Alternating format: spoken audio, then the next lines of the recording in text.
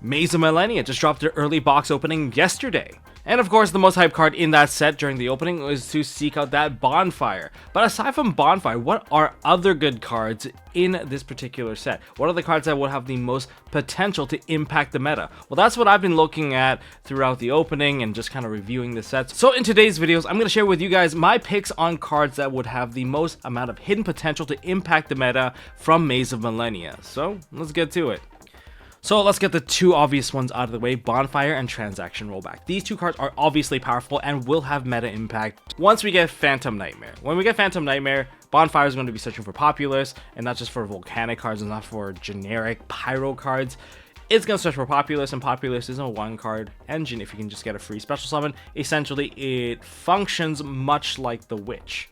So except that the Witch, to summon it, you have to send a card. This one, you just get it all for free. That's why this is the insane plus that you're going to be able to achieve. And this is going to meld nicely into Fire Kings, Rescue Ace, or basically any other fire deck available. So this is going to be very pivotal, and we already know that there's insane demand. So we understand that it is a powerful card. It has super high level impact.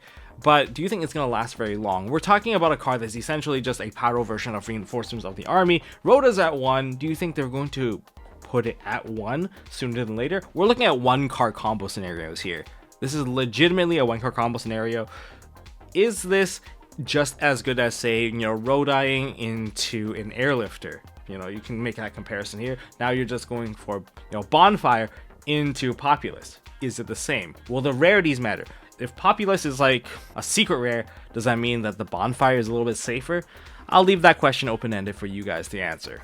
Then there's Transaction Rollback. Likely going to see play before the Bonfire. People are probably just collecting Bonfire so that once Populace comes out, they can immediately just take action on it. So it's hyped up in the price, and it's probably going to remain stable for the time being. But Transaction Rollback, you don't really need that many copies of it because you can just play Beatrice. And any deck that can generate 2 6s and throw Beatrice in there has access to basically any trap available. You can go for the Epidemic Eradicator, pay half your life and nuke your opponent's entire hand of spells, or you can go into like a Ghost Meets Girl story and lock your opponent into Mayakashi monsters only. There's a lot of cheesy ways to kind of abuse this particular card. I honestly thought that the Beatrice was going to be banned in the previous ban list just so that this card doesn't really take off, but I guess that kind of goes against, sales tactics where you rather have someone try out the product first. Maybe they're taking time to evaluate whether or not this is an actual issue before getting rid of it. I mean, you don't have to,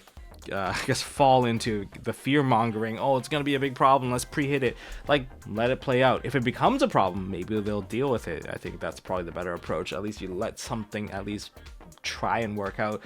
And what if it's not an issue? Then it'll just be part of regular play and just an option for those decks. But is that option really ridiculous? Well, you guys let me know when you guys experience it. Imagine just getting eradicated for random reasons because your opponent just happens to make a Beatrice. Beatrice dumping both the trap card and the Transaction Rollback is a scary play.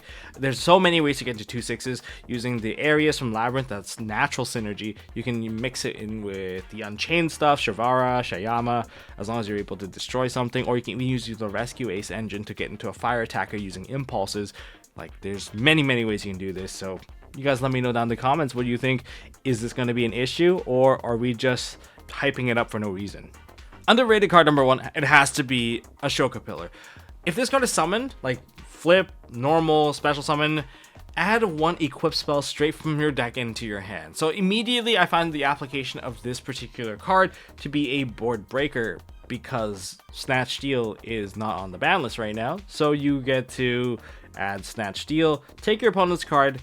If it's a monster from the extra deck, you get to go into SP. So you take their card and you get the banish card through 1 card. So this can lead to a 2-for-1. And you can even bait out your opponent's card effects because if they have monsters like Baron or any form of monster-based negation, then now that has also enabled all of your triple attack cards. Maybe you can even mess with your opponent with enemy controller. There's a lot of advantage you can use for this card when it comes to board breaking. Considering that this is a rock monster, I don't know how you're going to fit this into an Adamancipator deck to have natural synergy. I actually haven't looked into the other cards that may work with this particular artifact. I don't know what, like, it's one of those ancient artifact decks. I just don't remember the set off the top of my head, but this thing has the potential to be a board breaker. But in the case of, say, Makonko, if you have a deck that doesn't require a normal summon, then this is another potential card that you can definitely try out. Makonko, you can add Abaresk, Rondo, and any of the other equip spell that's part of it, the package. And speaking of which, there's an equip spell that I find that is pretty interesting as well. So the equip card is Phoenix Gearblade. Now, I'm so glad that Isolde is basically banned, because this would have been an easy card to put into the deck, as it will retrieve itself. It's like almost like Divine Sword Phoenix Blade 2.0 to some degree for a fire monster deck and a warrior deck, because you can equip this card to either or. Again, the monster itself gains 300 attack, which is whatever, that's not really that important. Maybe it is, but at the end of the damage step, if the equipped monster attacked, you can send this card to the graveyard, and during this battle phase, each of your warrior and fire monster can make a second attack. So, and this doesn't even need to be a attack on a monster, it's just a second attack. So if you loaded your entire field full of like rescue ace monsters, turbulences, preventers, even an SP, they will all be able to make a second attack, which can help you get lethal quite easily.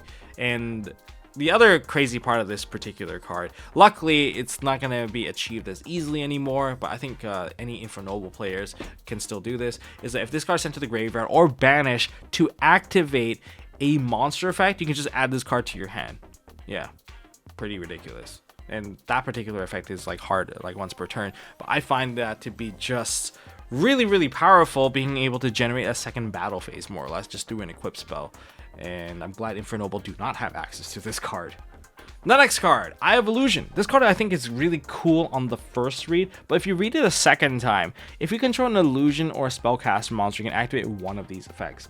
Okay, so either your illusion / spellcaster monster cannot be destroyed by battle this turn. Illusions don't really care about that.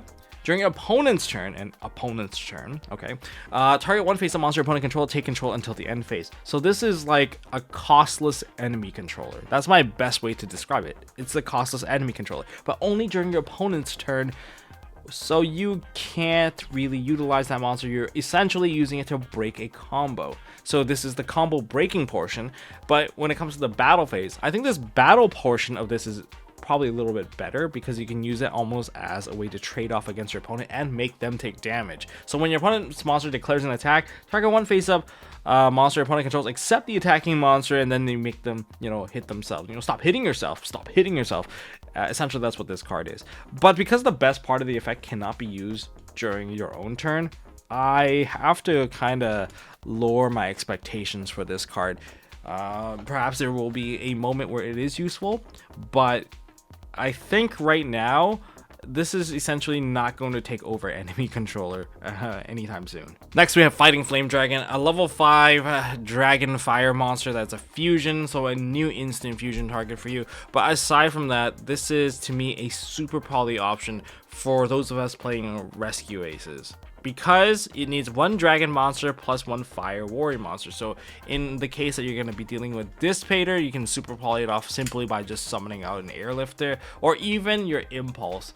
Yes, it's less likely to happen, but again, this is not exactly meant to be a super poly target. I think this one was a little bit more meant to be summoned with the Flame Swordsman, but it just somehow collaterally just ended up being a little bit more generic, so we can use it for super polying if you're playing with it. I think it's alright. I mean, dragon monsters, Dissipator, what else is there? Warlord Savage. If you're playing against dragons, I mean, Magnamut does make a pretty easy option as well. So what does this card do? I have no idea. I just see it as a bunch of stats and things that I can use with some random spell cards. I think if you were to play Flame Swordsman, I believe this is one of the materials required for the level 8 ultimate Flame Swordsman. But aside from that, I'll keep a copy just in case super poly options get better over time, or maybe if we get a new fire warrior deck and it's fusion based, then this is another option there. Well, I guess what I'm speaking of is probably just the Flame Swordsman deck in general. And finally, the last card that's 100% going to shape up the meta is going to be number 1 Infection Buzz King. This card is a rank 8, making it an obvious choice for anyone playing Horus. And the reason why this matters is because we're kind of stepping back into Kashtira territory. Remember the Diablosis days where your extra deck needs to be built with basically doubles of everything that's important, or doubles of every starter? This is gonna do that, because if this card is Succeed Summon, you get to look at your opponent's extra deck and send 1 card from it to the graveyard. Yeah, I know, it's not banishing it, it's a little bit better, but you still get the knowledge of looking at your opponent's extra deck. So looking at someone's extra deck essentially tells you exactly what they're playing, or tells you exactly what they're not playing.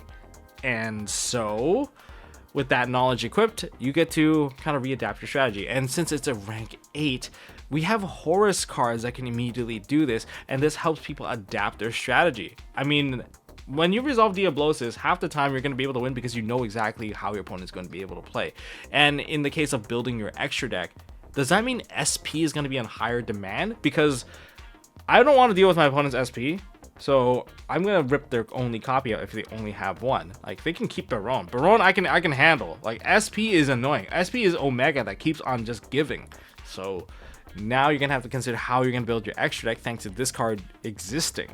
It is very scary. Now, there's other effects on this card. You can detach 1 material on this card, target 1 card your opponent control, and destroy it. And if it's a face-up monster, deal damage to it. It has a destruction effect built into it. It can reattach material, and it looks at your opponent's extra. This card is just really amazing. We just know that as a rank 8, this card's ridiculous. I don't know if it's as good as Diablosis, which caused a huge problem, but this one is right now going to be easy access for anyone playing Horus Engine. So just a to be expected, okay? It's also like a pop. And that's all I got for this video. For the cards that have the most amount of hidden potential in Maze of Millennia, pick them up. Beware of SP Little Knight. If you don't have your copy already, I do believe the demand might go up thanks to Infection King, or Infection Buzz King. Yeah, if something's gonna be messing with your extra deck and being able to rip stuff out, I think you should probably double up on some cards. And that means the extra deck is gonna be a little bit tighter. Yeah. That's really it. There's a lot of cool reprints in here, such as Hydra and Bunbuku for the upcoming future. Triple Tactics Thrust. If you want to play the the Earthbound Immortal stuff, that's also kind of cool too, because it does work with some of the Crimson King synergy as well. So, well, but that's all I got for this video. If you guys enjoyed this, hit that thumbs up button. If you guys want to see more stuff from MST.TV, hit subscribe, ding that notification bell. Really appreciate it. We're almost at 100K, and that's all I got. So have a wonderful day. Bless your polls, and I'll see you all in the next one.